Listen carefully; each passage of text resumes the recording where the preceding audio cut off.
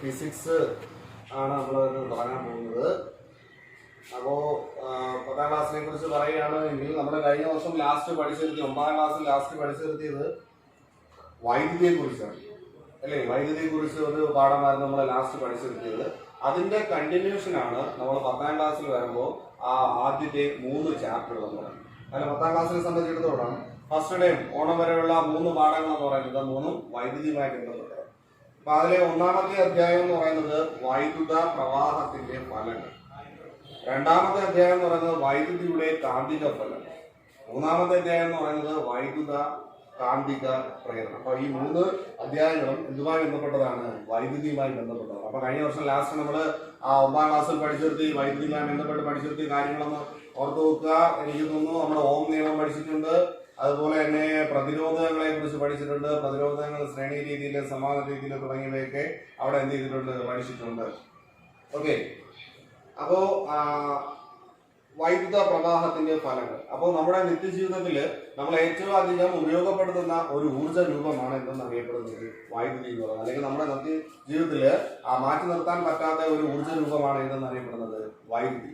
അപ്പൊ വൈദ്യുതിയെ കുറിച്ച് പറയുകയാണെങ്കിൽ വൈദ്യുതിയെ നമ്മൾ ഇത്രയധികം തന്നെ ഇങ്ങനെ ഉപയോഗിക്കാനുള്ള ഒരു പ്രധാനപ്പെട്ട കാരണം എന്ന് പറയുന്നത് വളരെ വേഗത്തിൽ ഈ വൈദ്യുതിയെ നമുക്ക് ഒരു രൂപത്തിൽ നിന്നും മറ്റൊരു രൂപത്തിലേക്ക് എന്ത് ചെയ്യാൻ പറ്റും? മാറ്റാൻ. വൈദ്യുതി ഏറ്റവും വലിയൊരു പ്രത്യേകതയാണ് എന്താണ്? വളരെ വേഗം ഒരു രൂപത്തിൽ നിന്ന് എന്ത് ചെയ്യാൻ പറ്റും? മറ്റൊരു രൂപത്തിലേക്ക് മാറ്റാൻ പറ്റും. അല്ലെങ്കിൽ വളരെ വലിയ തോതിൽ നമുക്ക് അതിനെ ഉത്പാദിപ്പിക്കാനും വിതരണം ചെയ്യാനുള്ള സൗകര്യമുണ്ട്.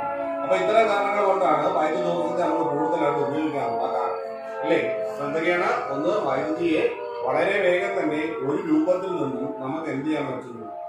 മറ്റൊരു രൂപത്തിലേക്ക് എന്ത് ചെയ്യാൻ പറ്റും? മാറ്റാനായിട്ട് പറ്റും. അല്ലെങ്കിൽ വളരെ വലിയ തോതിൽ വൈദ്യുതി ഉത്പാദിപ്പിക്കാനും അതുപോലെ തന്നെ വിതരണം ചെയ്യാനുള്ള എന്തുണ്ട്? സൗകര്യം നമുക്കുണ്ട് അല്ലെ. പവർ സ്റ്റേഷനുകളിലെ വിവിധതരം പവർ സ്റ്റേഷനുകളുണ്ട്. അവിടെ വളരെ വലിയ തോതിൽ വൈദ്യുതി ഉത്പാദിപ്പിക്കുകയും അതിനെ ചാലകങ്ങൾ വഴി വിതരണം ചെയ്യാനുള്ള സൗകര്യങ്ങൾ നമുക്കുണ്ട്. ഓക്കെ, അപ്പൊ വൈദ്യുതി എല്ലാ വസ്തുക്കളിലൂടെയും വൈദ്യുതി എന്ത് ചെയ്യുന്നില്ല? കടന്നു പോകുന്നില്ല. അല്ലെ, എല്ലാ വസ്തുക്കളും വൈദ്യുതി എന്ത് ചെയ്യുന്നില്ല? കടന്നു വിടുന്നില്ല. അപ്പൊ വൈദ്യുതിയെ കടന്നു വിടുന്നതിന്റെ അടിസ്ഥാനത്തിൽ നമ്മുടെ വസ്തുക്കളെ പ്രധാനമായിട്ടും 2ആയിട്ടാണ് തിരിക്കുന്നത്. എത്രയായിട്ട് തിരിക്കുന്നു? 2ആയിട്ട് തിരിക്കുന്നു. ഒന്ന് ചാലകങ്ങളെന്നും 2 കുചാലകങ്ങൾ അഥവാ ഇൻസുലേറ്ററുകളെന്നും തിരിക്കുന്നു. ഒന്ന് ചാലകങ്ങളെന്നും 2 കുചാലകങ്ങൾ അഥവാ ഇൻസുലേറ്ററുകൾ എന്ന് പറയും. അപ്പൊ വൈദ്യുതി കടത്തിവിടുന്ന വസ്തുക്കളെ ചാലകങ്ങളെന്നും വൈദ്യുതി കടത്തി വിടാത്ത വസ്തുക്കളെ കുചാലകങ്ങൾ അഥവാ ഇൻസുലേറ്ററുകൾ എന്നാണ് പറയുന്നത്.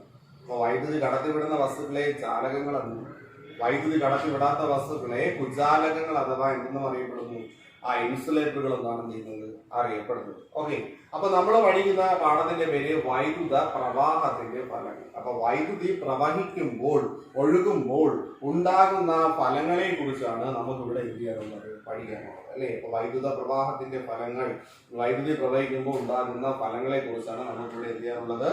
പഠിക്കാനായിട്ടുള്ളത്. അപ്പൊ വൈദ്യുതി പ്രവഹിക്കുമ്പോൾ പ്രധാനമായിട്ട് ഉണ്ടാകുന്ന ഫലങ്ങൾ കാന്തിക ഫലങ്ങൾ, രാസഫലങ്ങൾ, താപഫലങ്ങൾ, പ്രകാശഫലങ്ങൾ, അങ്ങനെ ഒട്ടനവധി ഫലങ്ങളുണ്ട്. അപ്പോ വൈദ്യുതി പ്രവഹിക്കുന്ന സമയത്ത് രാസഫലം ഉണ്ടാകാറുണ്ട്, അതുപോലെ താപഫലം ഉണ്ടാകാറുണ്ട്, കാന്തിക ഫലം ഉണ്ടാകാറുണ്ട്, പ്രകാശഫലം ഉണ്ടാകാറുണ്ട്, അങ്ങനെ ഒട്ടനവധി ഫലങ്ങൾ എന്ത് ചെയ്യാറുണ്ട്? ഉണ്ടാകാറുണ്ട്.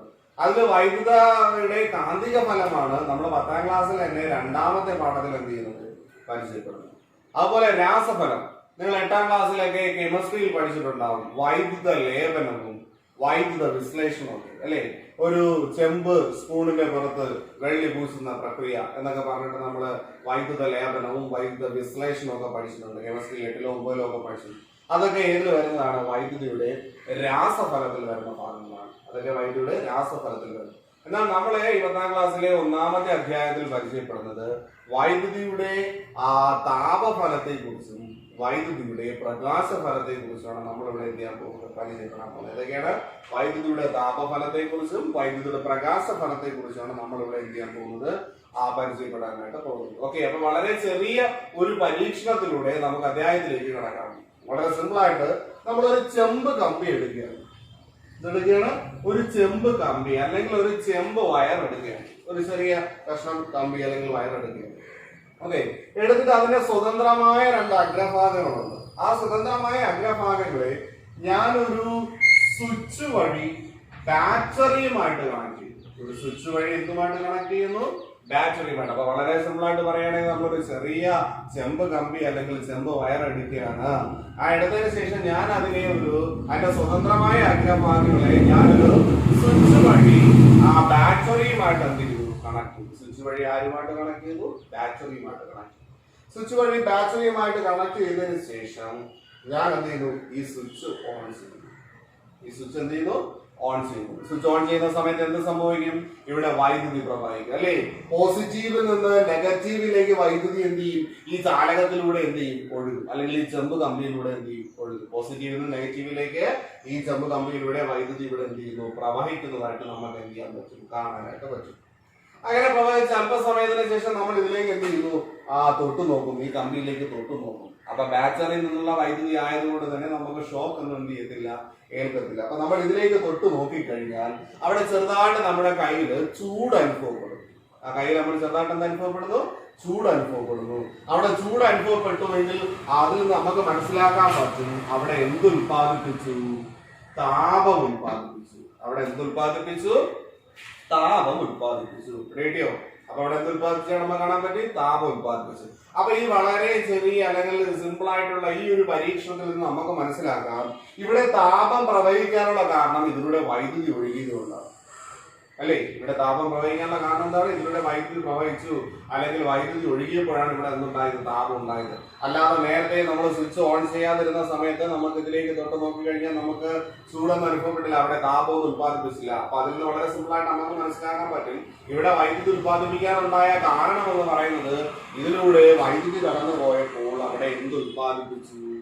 അല്ലെ, വൈദ്യുതി കടന്നു പോയപ്പോഴാണ് എന്ത് ഉത്പാദിപ്പിച്ചത്? താപം ഉത്പാദിപ്പിച്ചത്. അപ്പൊ ഈ അധ്യായത്തിലെ വളരെ പ്രധാനപ്പെട്ട ഒന്നാമത്തെ പോയിന്റ് നമ്മൾ മനസ്സിലാക്കിയിരിക്കുന്നു. ഒരു ചാലകത്തിൽ കൂടി വൈദ്യുതി കടന്നു പോകുന്നതിന്റെ ഫലമായി അവിടെ താപം ഉത്പാദിപ്പിക്കുന്നു. എന്താണ്? ഒരു ചാലകത്തിൽ കൂടി വൈദ്യുതി കടന്നു പോകുന്നതിന്റെ ഫലമായി അവിടെ എന്ത് ഉത്പാദിപ്പിക്കുന്നു? താപം ഉത്പാദിപ്പിക്കുന്നു അല്ലേ. അപ്പൊ ചാലകം എന്ന് പറഞ്ഞാൽ വൈദ്യുതിയെ കടത്തിവിടുന്ന വസ്തുക്കളെയാണ് നമ്മൾ പൊതുവെ എന്നറിയപ്പെടുന്നത്? ചാലകങ്ങൾ എന്നറിയപ്പെടുന്നത്. അപ്പൊ ഇതിൽ നമുക്ക് മനസ്സിലാക്കാൻ പറ്റിയ ഒരു പോയിന്റ് എന്ന് പറയുന്നത് ഒരു ചാലകത്തിൽ കൂടി വൈദ്യുതി കടന്നു പോകുന്നതിന്റെ ഫലമായി അവിടെ എന്ത് ഉത്പാദിപ്പിക്കുന്നു? താപം ഉത്പാദിപ്പിക്കുന്നു. മനസ്സിലായോ? ഒരു ചാലകത്തിൽ കൂടി വൈദ്യുതി കടന്നു പോകുന്നതിന്റെ ഫലമായി അവിടെ എന്ത് ഉത്പാദിപ്പിക്കുന്നു? താപം എന്ത് ചെയ്യുന്നുണ്ട്? ഉത്പാദിപ്പിക്കുന്നു. അങ്ങനെയാണെങ്കിൽ ഇങ്ങനെ ഉത്പാദിപ്പിക്കുന്ന താപത്തെ സ്വാധീനിക്കുന്ന ഘടകങ്ങൾ ഏതൊക്കെയാണ് എന്നാണ് അടുത്തതായിട്ട് നമുക്ക് എന്ത് ചെയ്യുന്നത്? പരിചയപ്പെടാം. അപ്പൊ നമ്മൾ ആദ്യം പഠിച്ചത് എന്താണ്? ഒരു ചാലകത്തിൽ കൂടി വൈദ്യുതി കടന്നു പോകുന്നതിന്റെ ഫലമായി അവിടെ എന്ത് ഉത്പാദിപ്പിക്കുന്നു? താപം ഉത്പാദിപ്പിക്കുന്നു. എങ്കിൽ ഇങ്ങനെ ഉത്പാദിപ്പിക്കുന്ന താപത്തെ സ്വാധീനിക്കുന്ന ഘടകങ്ങൾ എന്തൊക്കെയാണ്? ഏതെങ്കിലും ഘടകങ്ങൾ ഇങ്ങനെ ഉണ്ടാകുന്ന താപത്തെ സ്വാധീനിക്കുന്നുണ്ടോ എന്നാണ് നെക്സ്റ്റ് നമ്മൾ എന്ത് ചെയ്യാൻ പോകുന്നത്? പരിചയപ്പെടാനായിട്ട് പോകുന്നത്. ഓക്കെ.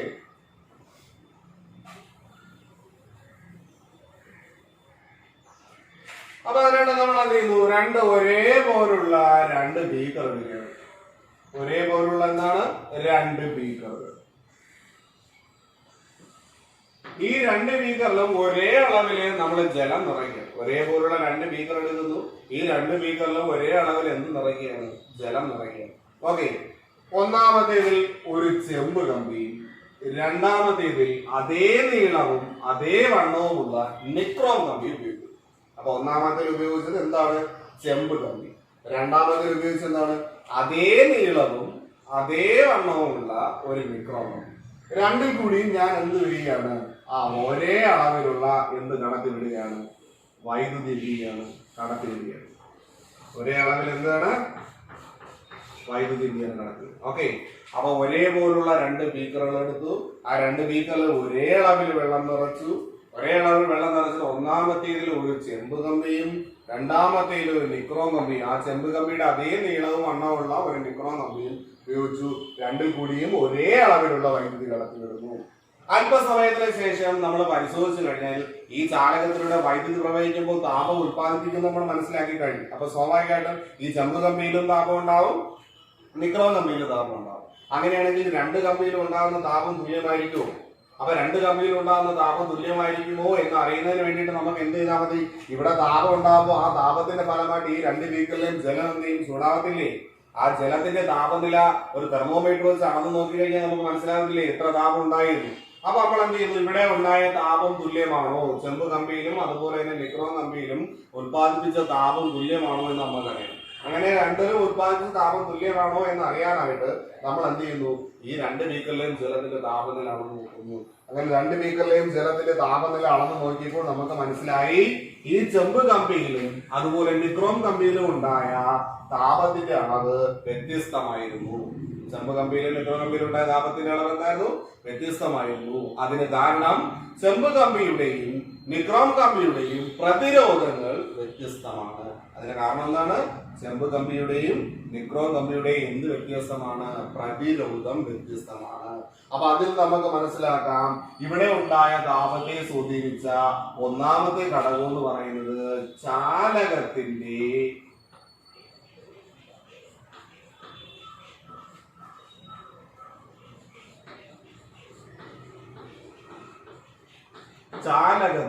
പ്രതിരോധം. ഇവിടെ സ്വാധീനിച്ച ഒന്നാമത്തെ ഘടകം എന്താണ്? ചാലകത്തിന്റെ പ്രതിരോധം. അപ്പൊ നമുക്ക് ഈ പറയുന്ന ഈ ചെമ്പ് കമ്പിയേക്കാൾ പ്രതിരോധം കൂടുതലാണ് ആർക്ക്? നിക്രോം കമ്പിക്ക്, അല്ലെ? ചെമ്പ് കമ്പിയേക്കാൾ പ്രതിരോധം കൂടുതലാണ് നിക്രോം കമ്പിക്ക്. അപ്പൊ പ്രതിരോധം എന്ന് പറയുമ്പോൾ തടസ്സമാണ്. അപ്പൊ ഈ കടന്നു വരുന്ന വൈദ്യുതി അത് തടസ്സപ്പെടുത്തുമ്പോൾ അത് അവിടെ ഇരുന്ന് ചുട്ടുപഴുക്കുന്ന സമയത്ത് താപം ഉത്പാദിപ്പിക്കും, അല്ലെ? അപ്പൊ അവിടെ കൂടുതൽ താപം ഉണ്ടായത് പ്രതിരോധം കൂടിയ എവിടെയാണ്? നിക്രോമിലാണ്. അവിടെ കൂടുതൽ താപം ഉണ്ടായത് എവിടെയാണ്? പ്രതിരോധം കൂടി എവിടെയാണ്? നിക്രോമിലാണ് എന്ത് ചെയ്യുന്നത്? കൂടുതൽ താപം എന്ത് ചെയ്യുന്നത്? ഉത്പാദിപ്പിച്ചത്. അപ്പോ ആദ്യം പഠിച്ചു, ഒരു ചാലകത്തിൽ കൂടി വൈദ്യുതി പ്രവഹിക്കുന്നതിന്റെ ഫലമായി താപം ഉത്പാദിപ്പിക്കുന്നു. എന്താണ്? ഒരു ചാലകത്തിൽ കൂടി വൈദ്യുതി പ്രവഹിക്കുന്നതിന്റെ ഫലമായി താപം ഉത്പാദിപ്പിക്കുന്നു. അങ്ങനെ ഉത്പാദിപ്പിക്കുന്ന താപത്തെ സ്വാധീനിക്കുന്ന ഒന്നാമത്തെ ഘടകമാണ് ചാലകത്തിന്റെ പ്രതിരോധം. എന്താണ്? ചാലകത്തിന്റെ പ്രതിരോധം. അതിനെ നമ്മുടെ വലിയ അക്ഷരം R എന്ന ലെറ്റർ ഉപയോഗിച്ചാണ് സൂചിപ്പിക്കുന്നത്. അപ്പൊ ചാലകത്തിന്റെ പ്രതിരോധം അതിനെ വലിയ അക്ഷരം എന്ത് ഉപയോഗിച്ച് സൂചിപ്പിക്കുന്നു? R ഉപയോഗിച്ച് സൂചിപ്പിക്കുന്നു. ഇനി രണ്ടാമതായിട്ട് സ്വാധീനിക്കുന്ന ഘടകമാണ് വൈദ്യുത പ്രവാഹ തീവ്രത.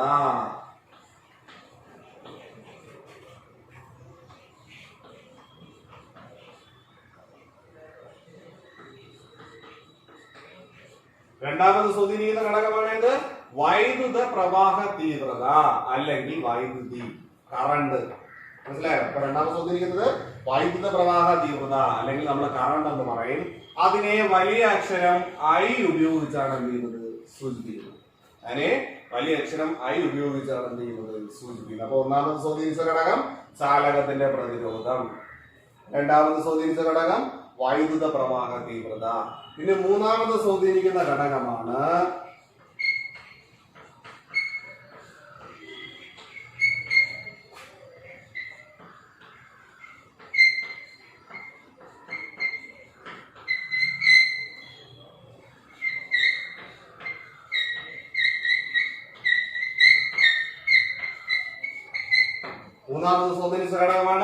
വൈദ്യുതി കടന്നു പോകാൻ എടുത്ത സമയം. എന്താണ്?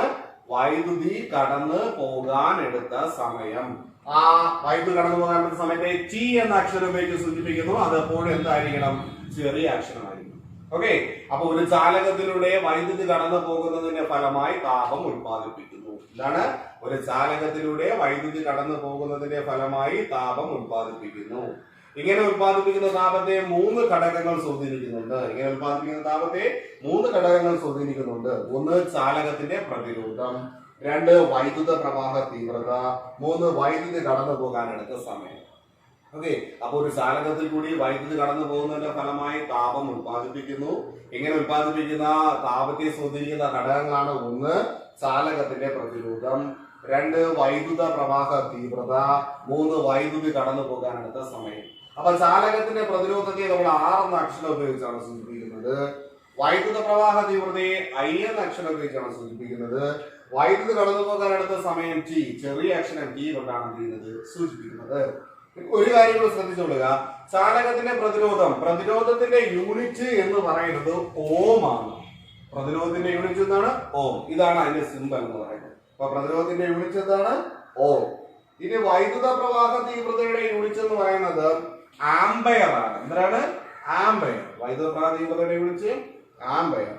ഇനി സമയത്തിന്റെ യൂണിറ്റ് എന്ന് പറയുന്നത് എന്താണ്? സെക്കൻഡ് ആണ്. സമയത്തിന്റെ യൂണിറ്റ് എന്ന് പറയുന്നത് എന്താണ്? സെക്കൻഡ്. അപ്പൊ നമ്മൾ ഇന്ന് പഠിച്ചത് വൈദ്യുതിയുടെ താപഫലമാണ്. ആ വൈദ്യുതി പ്രവഹിക്കുന്നത് ചാലകത്തിലൂടെയാണ്. വൈദ്യുതി പ്രവഹിക്കുമ്പോൾ ഉണ്ടാകുന്ന ഫലങ്ങളാണ് വൈദ്യുത പ്രവാഹത്തിന്റെ ഫലങ്ങൾ. അത് താപഫലമാകാം, പ്രകാശഫലമാകാം, രാസഫലമാകാം, കാന്തിക ഫലമാകാം, ഏത് ഫലമാണോ ആകാം. അപ്പൊ അതില് വൈദ്യുതിയുടെ താപഫലമാണ് നമ്മളിവിടെ പരിചയപ്പെട്ടത്. അതിൽ ആദ്യം നമ്മൾ മനസ്സിലാക്കി, ഒരു ചാലകത്തിൽ കൂടി വൈദ്യുതി കടന്ന് പോകുന്നതിന്റെ ഫലമായി അവിടെ താപം ഉത്പാദിപ്പിക്കുന്നു. ഒരു ചാലകത്തിലൂടെ വൈദ്യുതി കടന്നു പോകുന്നതിന്റെ ഫലമായി എന്ത് ഉത്പാദിപ്പിക്കുന്നു? താപം ഉത്പാദിപ്പിക്കുന്നു. ഇങ്ങനെ ഉത്പാദിപ്പിക്കുന്ന താപത്തെ പ്രധാനമായിട്ടും 3 ഘടകങ്ങളാണ് സ്വാധീനിക്കുന്നത്. ഒന്ന് ചാലകത്തിന്റെ പ്രതിരോധം. ഒന്നെന്താണ്? ചാലകത്തിന്റെ പ്രതിരോധം. 2 വൈദ്യുത പ്രവാഹ തീവ്രത. എന്താണ് വൈദ്യുത പ്രവാഹ തീവ്രത? 3 വൈദ്യുതി കടന്നു പോകാനായിട്ട് സമയം. ഓക്കെ, അപ്പൊ താപം എന്നത് ഒരു ഊർജ രൂപമാണ് അല്ലെ? ഒരു പദാർത്ഥത്തിൽ അടങ്ങിയിരിക്കുന്ന താപം എന്ന് പറയുന്നത് എന്താണ്? ഒരു ഊർജ രൂപമാണ് അല്ലെ? അപ്പോ ഒരു പദാർത്ഥത്തിൽ അടങ്ങിയിരിക്കുന്ന തന്മാത്രകളുടെ ആകെ ഗതികോർജ്ജമാണ് എന്നറിയപ്പെടുന്നത് താപം എന്ന് പറയുന്നത്. പദാർത്ഥത്തിൽ അടങ്ങിയിരിക്കുന്ന തന്മാത്രകളുടെ ആകെ ഗതികോർജ്ജമാണ് എന്ന താപം. അപ്പൊ താപം ഊർജ്ജ രൂപമാണ്. ഈ ഊർജ്ജ രൂപങ്ങളെ കുറിച്ച് ആധികാരികമായി പഠനങ്ങൾ നടത്തിയ ഒരു ശാസ്ത്രജ്ഞനുണ്ട്. അദ്ദേഹത്തിന്റെ പേരാണ് ജെയിംസ് പ്രസ്കോട്ട് ജൂൾ. ഇതാണ് ജെയിംസ് പ്രസ്കോട്ട് ജൂൾ. അപ്പൊ അദ്ദേഹം ഇതിനെ കുറിച്ച് ആധികാരികമായി പഠനങ്ങൾ നടത്തി. അപ്പൊ അദ്ദേഹത്തിന്റെ ചിത്രം നിങ്ങളുടെ ടെക്സ്റ്റ് ബുക്കിൽ കൊടുത്തിട്ടുണ്ട്. അദ്ദേഹവുമായി ബന്ധപ്പെട്ട കുറച്ച് വിവരങ്ങളൊക്കെ എന്താണ് അതിൽ കൊടുത്തിട്ടുണ്ട്. കോളത്തിനകത്തായി കൊടുത്തിട്ടുണ്ട്. അപ്പോൾ ടെക്സ്റ്റ് നോക്കിയാൽ മതി. അപ്പൊ അദ്ദേഹം ഇതിനെ കുറിച്ച് ആധികാരികമായ പഠനങ്ങൾ നടത്തുകയും ഈ താപവും ഈ ഇവയെ സ്വാധീനിക്കുന്ന ഘടകങ്ങളുമായി എല്ലാത്തിനെയും ഇവിടെ കണക്ട് ചെയ്തുകൊണ്ട് ഒരു നിയമം ആവിഷ്കരിച്ചു. അത് അദ്ദേഹത്തിന്റെ പേരിൽ തന്നെയാണ് അറിയപ്പെടുന്നത്. ആ നിയമം അറിയപ്പെടുന്ന പേരാണ് ജൂൾ നിയമം. അദ്ദേഹം ആവിഷ്കരിച്ച ആ നിയമം ഏത് പേരിൽ അറിയപ്പെടുന്നു? അദ്ദേഹത്തിന്റെ പേരിൽ തന്നെ അറിയപ്പെടുന്നു. എന്തെന്നറിയപ്പെടുന്നു? ജൂൾ നിയമം. അപ്പൊ നമുക്ക് എന്താണ് ജൂൾ നിയമം എന്ന് നോക്കാം.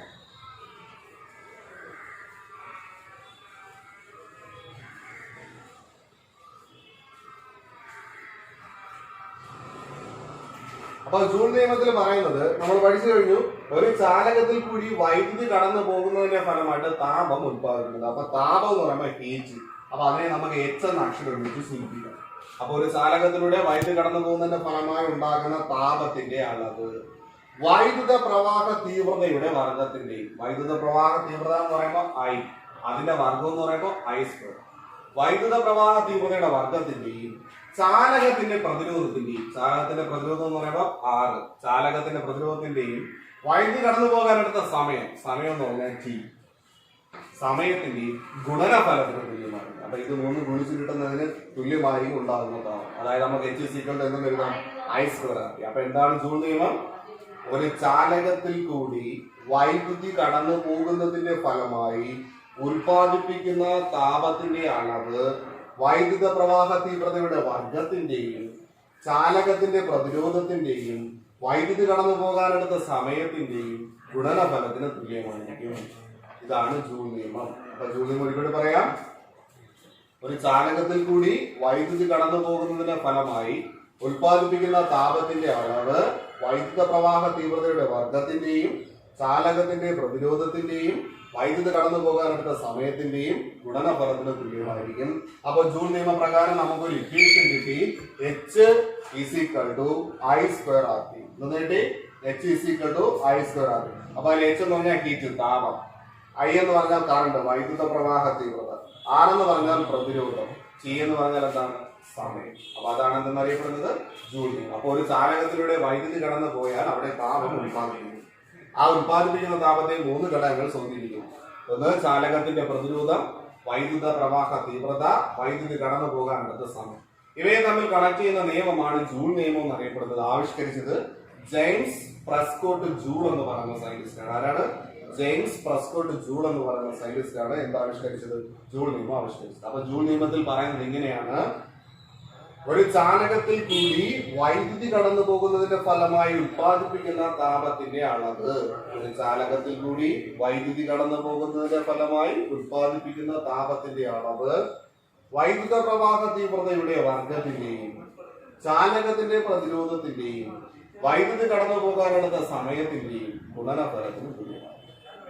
ഒരു ചാലകത്തിലൂടെ വൈദ്യുതി കടന്നു പോകുന്നതിന്റെ ഫലമായി ഉൽപ്പാദിപ്പിക്കുന്ന താപത്തിന്റെ അളവ് വൈദ്യുത പ്രവാഹ തീവ്രതയുടെ വർഗത്തിന്റെയും ചാലകത്തിന്റെയും പ്രതിരോധത്തിന്റെയും വൈദ്യുതി കടന്നു പോകാനെടുത്ത സമയത്തിന്റെയും ഗുണനഫലത്തിന് തുല്യമായിരിക്കും.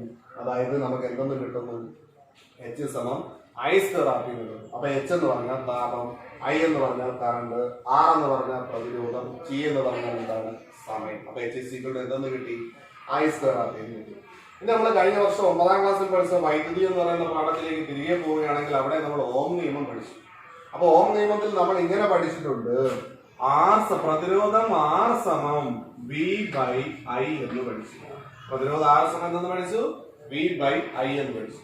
അല്ലെങ്കിൽ നമ്മൾ ഇങ്ങനെ പഠിച്ചു, കറണ്ട് I സമം V ബൈ R എന്ന് പഠിച്ചു. കറണ്ട് I സമം എന്തെന്ന് പഠിച്ചു? V ബൈ R എന്ന് പഠിച്ചു. അല്ലെങ്കിൽ വോൾട്ടേജ് അല്ലെങ്കിൽ പൊട്ടൻഷ്യൽ വ്യത്യാസം V സമം എന്തെന്ന് പഠിച്ചു? I ഇൻറ്റു R എന്ന് പഠിച്ചു. എന്തെന്ന് പഠിച്ചു?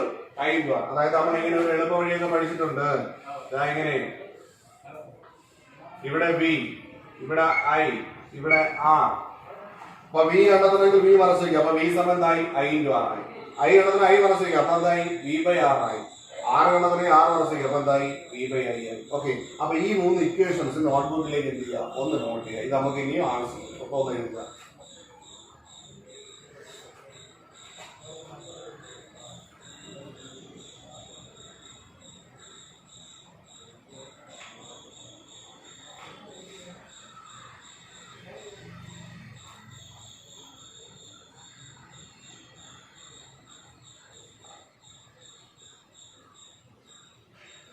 ഓക്കെ, മേടിക്കും. അപ്പൊ നോക്കാം.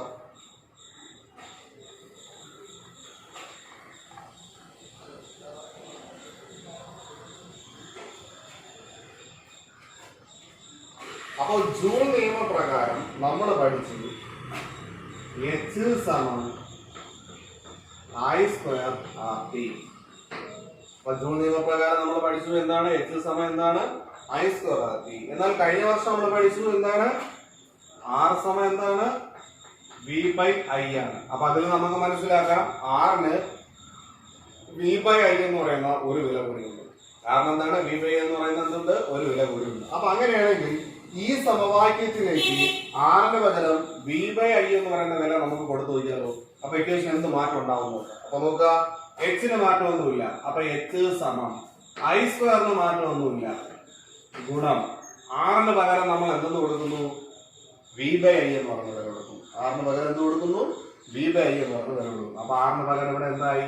V ബൈ I ഗുണം ഇവിടത്തെ Tക്ക് മാറ്റമൊന്നുമില്ല.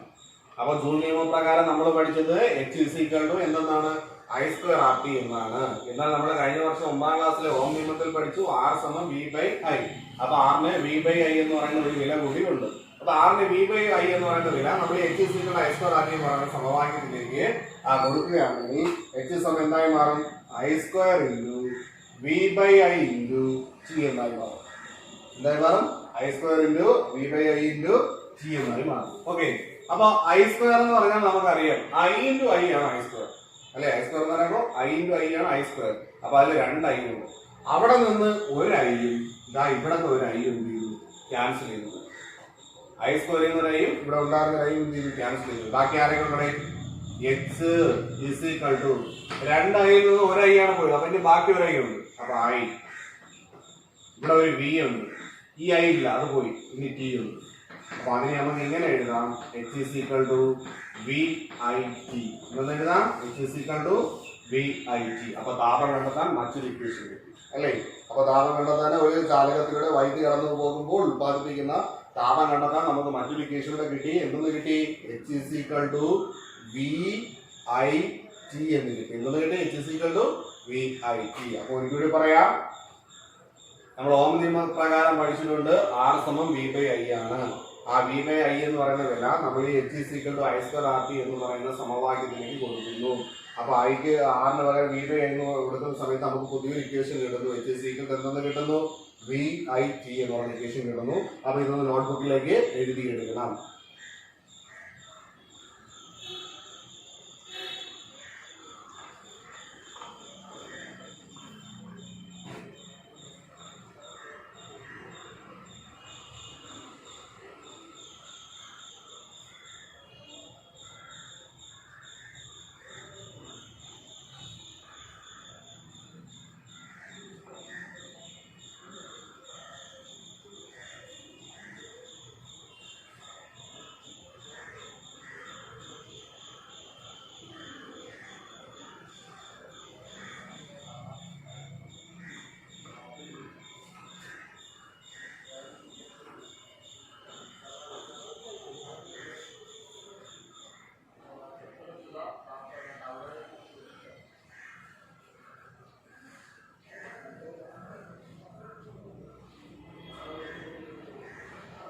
ഓക്കെ, കഴിഞ്ഞു.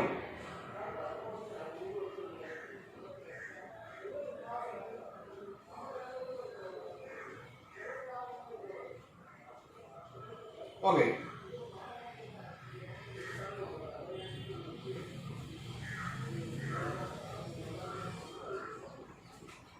ഇനി നമ്മൾ പഠിച്ചിട്ടുണ്ട് മറ്റൊരെണ്ണം I സമം V/R. ഓംനിയം പ്രകാരം പഠിച്ചിട്ടുണ്ട് I സമം എന്താണ്? V/R ആണ്. അപ്പൊ അതിന്റെ അർത്ഥം എന്ന് പറയുന്നത് Iക്ക് V/R എന്ന് പറയുന്ന ഒരു വില കൂടിയുണ്ട്. അപ്പൊ Iക്ക് V/R എന്ന് പറയുന്ന ആ ഒരു വില നമുക്ക് H is equal to I²RT എന്ന് പറയുന്ന സമവാക്യത്തിലേക്ക് ഒന്ന് കൊടുക്കുക. അപ്പൊ ഇക്വേഷൻ എന്ത് മാറ്റം ഉണ്ടാവും? Hന് മാറ്റമൊന്നുമില്ല. H is equal to Iക്ക് പകരം V/R എന്ന് കൊടുക്കുന്നു. അപ്പൊ I² ആകുമ്പോ V/R the whole square ആയി മാറും അല്ലേ?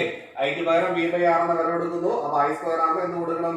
V/R the whole square. Into ഇവിടെ എന്തുണ്ട്? R ഉണ്ട്. ഇൻറ്റു എന്തുണ്ട്? G ഉണ്ട്. തന്നെ. അപ്പൊ അങ്ങനെയാണെങ്കിൽ H is equal to V/R the whole square എന്ന് പറഞ്ഞാൽ V² by R². V/R the whole square എന്ന് പറയുന്നത് എന്താണ്? V² by R². ഇനി ഇവിടെ ഒരു R ഉണ്ട്. ഇൻറ്റു എന്തുണ്ട്? G ഉണ്ട്. തന്നെ. R² എന്ന് പറയുമ്പോൾ R × R 2 R ഉണ്ട് അല്ലേ? അപ്പൊ ഇവിടെ നിന്ന് ഒരാറും ഇവിടെ നിന്ന് ഒരാറും ക്യാൻസൽ ചെയ്ത് പോകുന്നു. ബാക്കി ഇവിടെ H is equal to V² അതുപോലെ ഉണ്ട്. 2 R ഉണ്ടായിരുന്നെങ്കിൽ ഒരു R ആണ് പോയത്. അപ്പൊ ഇനി ഒരു R ബാക്കിയുണ്ട്. അപ്പൊ ബൈ R. ഇവിടത്തെ R ഇല്ല, പോയി. ഇൻറ്റു എന്താണ്? G. അപ്പൊ H കണ്ടെത്താൻ മറ്റൊരു ഇക്വേഷൻ നമുക്ക് വീണ്ടും കിട്ടിയിരിക്കുന്നു. H is equal to എന്തെന്ന് കിട്ടി? V² by R into G. അപ്പൊ ഇത് കൂടി പറയാം, ശ്രദ്ധിക്കുക. നമ്മൾ നിയമപ്രകാരം നമ്മൾ പഠിച്ചിരിക്കുന്ന മറ്റൊരു ഇക്വേഷൻ ആണ് I is equal to എന്താണ്? V/R. അപ്പൊ Iക്ക് V/R എന്ന് പറയുന്ന വില കൂടി ഉണ്ട്. ആ വില നമ്മൾ I²RT H is equal to I²RT എന്ത് ചെയ്യാണ്? കൊടുക്കുകയാണ്. അപ്പോൾ equation H is equal to Iക്ക് പകരം V/R. അപ്പൊ I യുടെ സ്ക്വയർ ആകുമ്പോൾ V/R the whole square into R into T. V/R the whole square എന്ന് പറഞ്ഞാൽ V² by R² into R into T. ഓരോ R ക്യാൻസൽ ചെയ്ത് ബാക്കി H is equal to V² by R into T. അപ്പൊ ഇതൊന്ന് നോട്ട്ബുക്കിലേക്ക് not ചെയ്യുക. മൂന്നാമത്തെ equation.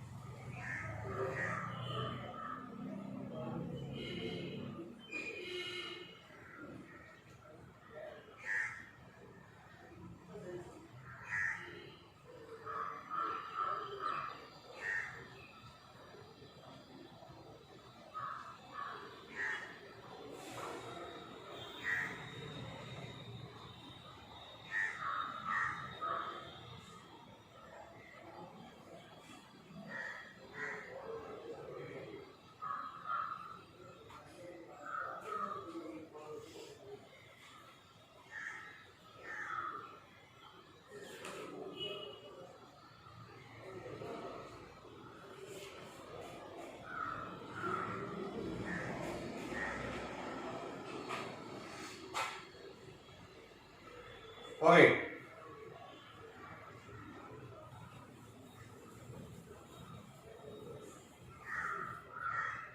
H is equal to I²RT, H is equal to VIT, H is equal to V² by R into G. ഇത് മൂന്നും അടുത്തടുത്തായിട്ടൊന്ന് എഴുതിയിടുക.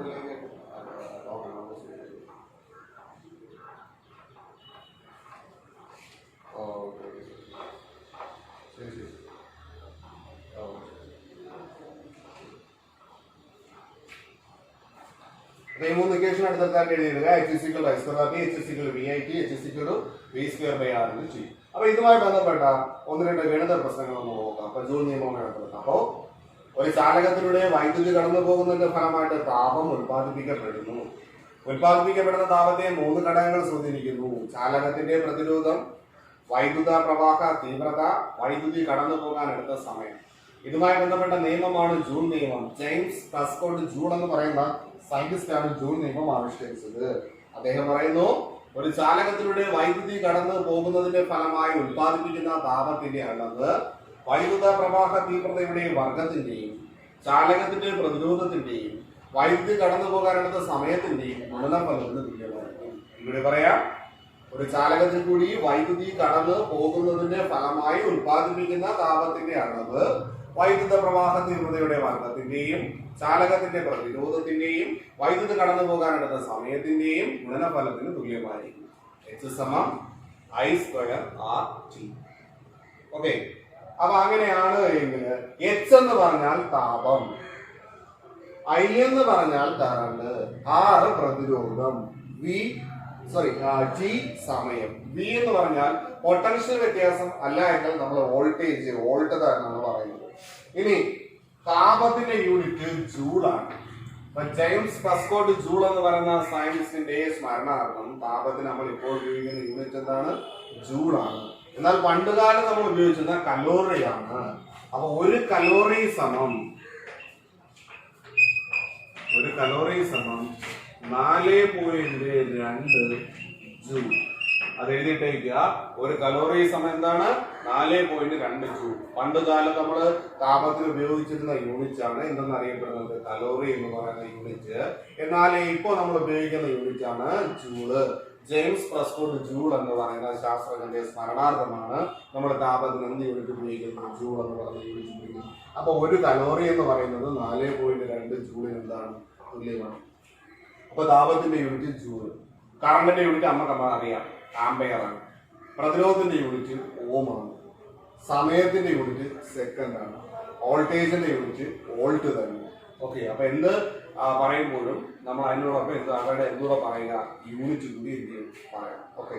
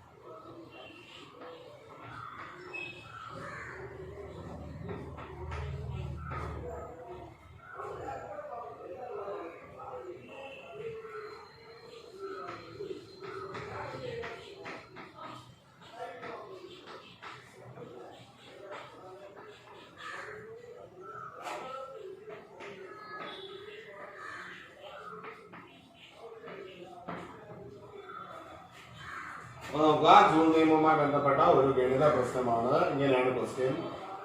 200 ഓം പ്രതിരോധമുള്ള ചാലകത്തിലൂടെ 0.2 ampere വൈദ്യുതി 5 minute സമയം പ്രവഹിപ്പിച്ചാൽ ഉൽപാദിപ്പിക്കുന്ന താപം എത്ര? എന്താണ്? 200 ഓം പ്രതിരോധമുള്ള ചാലകത്തിലൂടെ 0.2 ആംപിയർ വൈദ്യുതി 5 മിനിറ്റ് സമയം പ്രവഹിച്ചാൽ ഉണ്ടാകുന്ന താപം എത്ര? അപ്പൊ താപത്തിന്റെ അളവാണ് കണ്ടെത്തുന്നത്. അപ്പൊ ഈ ക്വസ്റ്റ്യൻ ഒന്ന് നോട്ട്ബുക്കിലേക്ക് എന്ത് ചെയ്യണം? എഴുതുക.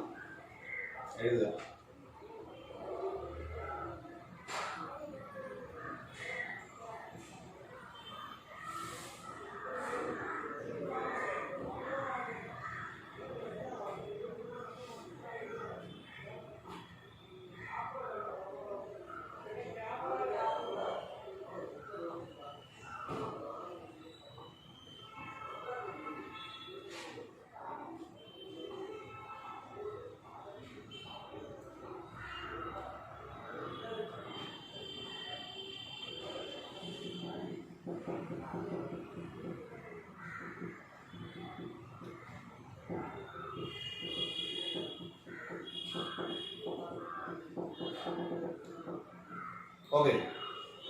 അപ്പൊ ഇങ്ങനെ ഒരു ക്വസ്റ്റ്യൻ കിട്ടി കഴിഞ്ഞാൽ ആദ്യം നമ്മൾ എന്ത് ചെയ്യുക, ചോദ്യം നന്നായിട്ട് വായിച്ചു വെക്കുക. വായിച്ചു നോക്കിയതിനു ശേഷം അതിന് തന്നിരിക്കുന്ന കാര്യങ്ങൾ ഓരോന്നായിട്ട് എന്ത് ചെയ്യണം, നമ്മളായിട്ട് എഴുതണം. ഓക്കെ. അപ്പൊ ഇവിടെ നോക്കിയാൽ 200 ഓം പ്രതിരോധമല്ല. അപ്പൊ പ്രതിരോധം തന്നിട്ടുണ്ട്. പ്രതിരോധം എന്ന് പറയുമ്പോൾ ആറല്ലേ, ആറ് സമയം എത്രയാണ്, 200 ഓം. അതിന്റെ യൂണിറ്റ് എഴുതാൻ പറഞ്ഞില്ല. അപ്പൊ ആറ് സമയം എത്രയാണ്, 200 ഓം. ഇനി വൈദ്യുതി തന്നിട്ടുണ്ട് അല്ലേ, 0.2 ആമ്പിയർ. അപ്പൊ അത് ഐ ആണ്. അപ്പൊ ഐ സമം 0.2 ആമ്പിയർ. ഐ സമയം എത്രയാണ്, 0.2 ആമ്പിയർ. ഇനി സമയം തന്നിട്ടുണ്ട്. സമയം എന്ന് പറയുമ്പോൾ ടി ആണ്. ടി സമം 5 മിനിറ്റ്. ടി സമം എന്താണ്, 5 മിനിറ്റ് അല്ലേ. സമയത്തിന്റെ അടിസ്ഥാന യൂണിറ്റ് സെക്കൻഡ് അല്ലേ. അപ്പൊ ഈ മിനിറ്റ് നമുക്ക് സെക്കൻഡിലേക്ക് മാറ്റണ്ടേ. മിനിറ്റിന് സെക്കൻഡിലേക്ക് മാറ്റാനാണ് നമ്മൾ എന്ത് ചെയ്യും, 60 കൊടുക്കുന്നുണ്ടാവും. 3 കൂടിയും 60. അപ്പൊ സമം 5 ഗുണം 60 സമം 300 സെക്കൻഡ്. അപ്പൊ സമയത്ത് നമ്മൾ എന്തിലേക്ക് മാറ്റി, സെക്കൻഡിലേക്ക് മാറ്റി. ഓക്കെ. അപ്പൊ തന്നിരിക്കുന്ന കാര്യങ്ങൾ എടുത്തിട്ടുണ്ട്. പ്രതിരോധം തന്നിട്ടുണ്ട്. പ്രതിരോധം 6 സമം 200. കറണ്ട് തന്നിട്ടുണ്ട്. കറണ്ട് ഐ സമം 0.2 ആമ്പിയർ. സമയം തന്നിട്ടുണ്ട്. ടി സമം 5 മിനിറ്റ് ആണ്. ആ മിനിറ്റിനെ സെക്കൻഡിലേക്ക് മാറ്റാൻ 5ന് 60 കുറിച്ചു. അപ്പൊ 5 ഗുണം 60 സമയം എത്ര മിനിറ്റ്, 300 സെക്കൻഡ്. ഇനി നമുക്ക് കണ്ടെത്തേണ്ട താപമാണ്. താപം H. താപം കണ്ടെത്താൻ 3 സമവാക്യങ്ങൾ പഠിച്ചു. H സമം I സ്ക്വയർ RT, H സമം VIT, H സമം V square by R into T. അപ്പൊ ഇതിൽ നമുക്ക് ഇതിൽ 3 ഏത് വേണം ഉപയോഗിക്കാം. അപ്പൊ ഇവിടെ ഏറ്റവും എളുപ്പം I ഉണ്ട്, R ഉണ്ട്, T ഉണ്ട്. I R T ഉണ്ടെങ്കിൽ നമുക്ക് H is equal to I square RT എന്ന് പറഞ്ഞ ഇക്വേഷൻ ഉപയോഗിക്കാം. അപ്പൊ H is equal to I square RT. അപ്പൊ I എന്ന് പറയുമ്പോൾ 0.2, അതിന്റെ സ്ക്വയർ. അപ്പൊ 0.2ന്റെ സ്ക്വയർ ഗുണം 6 200 ഗുണം 300. 0.2ന്റെ സ്ക്വയർ എന്ന് പറയുമ്പോൾ 0.04. 2 6 6 4 0 ഗുണിക്കുന്ന സമയത്ത് 2400 ജൂൾ എന്ന് ഉത്തരം നമുക്ക് എത്ര കിട്ടി, 2400 ജൂൾ എന്ന് ഉത്തരം കിട്ടും. അപ്പൊ അത് നോട്ട്ബുക്കിലേക്ക് ചെയ്യണം.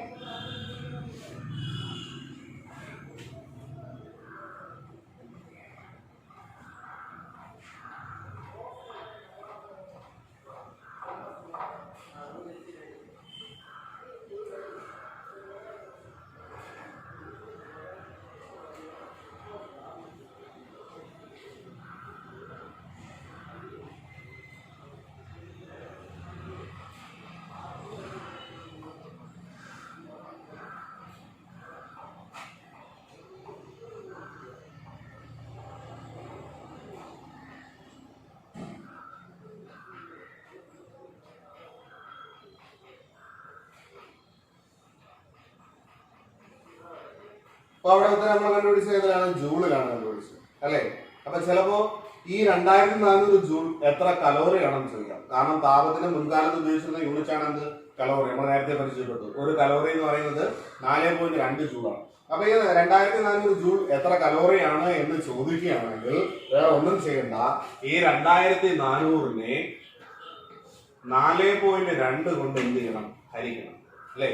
അപ്പൊ ജൂളിനെ കലോറിയിലേക്ക് മാറ്റുന്നതിന് വേണ്ടിയിട്ട് എത്ര കൊണ്ട് ഹരിച്ചാൽ മതി, 4.2 കൊണ്ട് എന്ത് ചെയ്താൽ മതി, ഹരിച്ചാൽ മതി. അപ്പൊ അതെന്തിലായി മാറും, കലോറിയിലായി മാറും. അങ്ങനെ ചോദിക്കുകയാണെങ്കിൽ മാത്രം കലോറി കണ്ടെത്തിയാൽ മതി. ഇല്ല എങ്കിൽ എല്ലാ ഉത്തരവും നമ്മൾ കണ്ടെത്തേണ്ട ഇതിൽ തന്നെയാണ്, ജൂളിൽ തന്നെയാണ്. ഓക്കെ.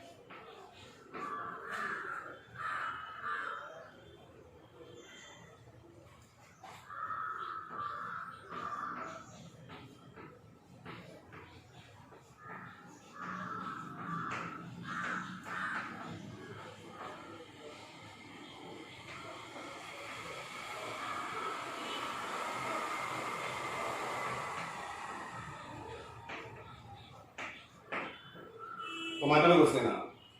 ചോദ്യം ഇങ്ങനെയാണ്: 230 വോൾട്ടിൽ പ്രവർത്തിക്കുന്ന ഒരു ബൾബിന്റെ പ്രതിരോധം 920 ഓം ആണെങ്കിൽ 3 മിനിറ്റിൽ ഉത്പാദിപ്പിക്കുന്ന താപം എത്ര? അപ്പൊ ഈ ക്വസ്റ്റ്യൻ നോട്ട്ബുക്കിലേക്ക് എഴുതണം.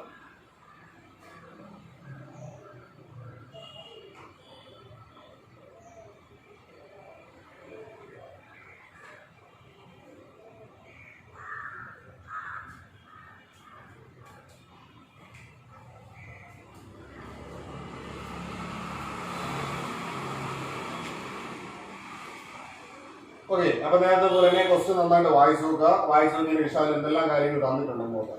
230 വോൾട്ടിൽ എന്ന് പറയുമ്പോൾ അതിന്റെ വോൾട്ടേജ് തന്നിട്ടുണ്ട്. അപ്പൊ വോൾട്ടേജ് എന്ന് പറയുമ്പോൾ വി ആണ്. അപ്പൊ വി സമം 230 വോൾട്ട്. അപ്പൊ വി സമം എത്രയാണ്? 230 വോൾട്ട്. ഇനി അതിന്റെ പ്രതിരോധം തന്നിട്ടുണ്ട്. അപ്പൊ പ്രതിരോധം R എന്ന് പറയുമ്പോഴത്തേക്ക് 920 ഓം ആണ്. ഇനി തന്നിരിക്കുന്നത് സമയമാണ്. സമയം T ആണ്. അപ്പൊ T സമം 3 മിനിറ്റ്. മിനിറ്റിനെ നമ്മൾ എന്തിലേക്ക് മാറ്റും? സെക്കൻഡിലേക്ക് മാറ്റും. മിനിറ്റിനെ സെക്കൻഡിലേക്ക് മാറ്റാൻ 60 മിനിറ്റ്. അപ്പൊ 3 ഗുണം 60 സമം 180 സെക്കൻഡ്. അപ്പൊ വി ഉണ്ട്, ആർ ഉണ്ട്, ടി ഉണ്ട്. താപമാണ് കണ്ടെത്തേണ്ട. താപം H സമം I² RT ആണ് ഉപയോഗിക്കുന്നതെങ്കിൽ ഇവിടെ I കണ്ടെത്തണം. I സമം V ബൈ R ആണ്. അപ്പൊ V ബൈ R ഉപയോഗിച്ച് I കണ്ടെത്തിയതിനു ശേഷം ഉപയോഗിക്കാം. അപ്പൊ VIT ആണ് ഉപയോഗിക്കുന്ന ഇക്വേഷൻ എങ്കിലും അപ്പോഴും I കണ്ടെത്തണം. വേണ്ട, I കണ്ടെത്താൻ നമുക്ക് ഡയറക്റ്റ് ഈ ഇക്വേഷൻ ഉപയോഗിക്കാം. V² by R into T എന്ന് പറയുന്ന ഇക്വേഷൻ. നമ്മൾ ഇവിടെ ഉപയോഗിച്ച ഇക്വേഷൻ ആണ് H is equal to V² by R into T എന്ന് പറയുന്ന ഇക്വേഷൻ ആണ് നമ്മൾ ഇവിടെ ഉപയോഗിക്കുന്നത്. അപ്പൊ V എന്ന് പറയുമ്പോൾ 230 സ്ക്വയർ ആകുമ്പോൾ V² ആയി അല്ലേ? അപ്പൊ 230 സ്ക്വയർ എന്ന് പറയുമ്പോൾ 230 ഗുണം 230 ആണ് 230 സ്ക്വയർ എന്ന് പറയുന്നത്. ഭാഗം 920 ഗുണം 180 അല്ലേ? അപ്പൊ ഇവിടെ നിന്നൊരു പൂജ്യവും ഇവിടെ നിന്നൊരു പൂജ്യവും ഇവിടെ നിന്നൊരു പൂജ്യം ചെയ്യുന്നു, ക്യാൻസൽ ചെയ്യുന്നു. ഈ 2 പൂജ്യം ചെയ്ത് ക്യാൻസൽ ചെയ്ത് പോകും. ഇനി 23 ഗുണം 4 ആണ് 92 എന്ന് പറഞ്ഞത്. അപ്പൊ ഈ 23 ഞങ്ങൾ വെട്ടാം. ഇവിടെ അതിന്റെ എത്രയായി? 4 23 ആണ് 92 തന്നെ. ഇനി ഇതിനെ 2 കൊണ്ട് വെട്ടാം. ഇതിനെ 2 കൊണ്ട് വെട്ടാമ്പോഴത്തേക്ക് 90 കിട്ടും. ഇവിടെ 2. ഇത് 90 വീണ്ടും 2 കൊണ്ട് വെട്ടി കഴിഞ്ഞാൽ 45 കിട്ടും. അതായത് 230 ഗുണം 45. 230 ഗുണം 45 എന്ന് പറയുമ്പോഴത്തേക്ക് നമുക്ക് ദാ ഇത്രയും ജൂൾ അത് കിട്ടും. ഇത്രയും ജൂൾ അത് കിട്ടും. അപ്പൊ എഴുതുക.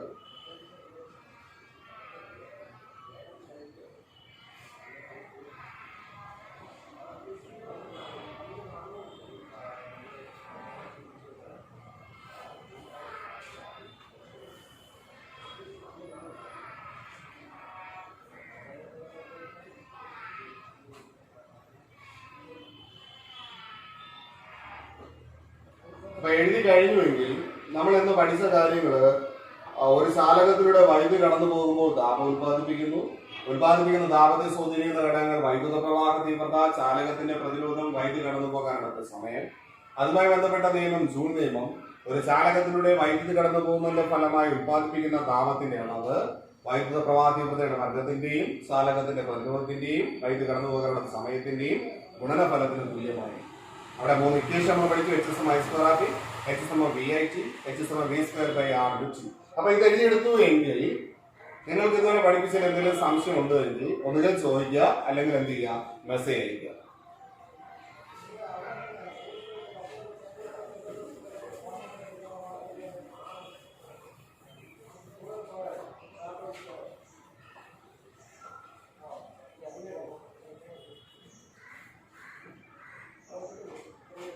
അപ്പൊ എന്തെങ്കിലും സംശയം ഉണ്ടെങ്കിൽ ഒന്നുകിൽ ചോദിക്കുക, അല്ലെങ്കിൽ എന്ത് ചെയ്യുക, മെസ്സേജ് അയക്കുക. ഈ പഠിപ്പിച്ച കാര്യങ്ങൾ എവിടെയെങ്കിലും എന്തെങ്കിലും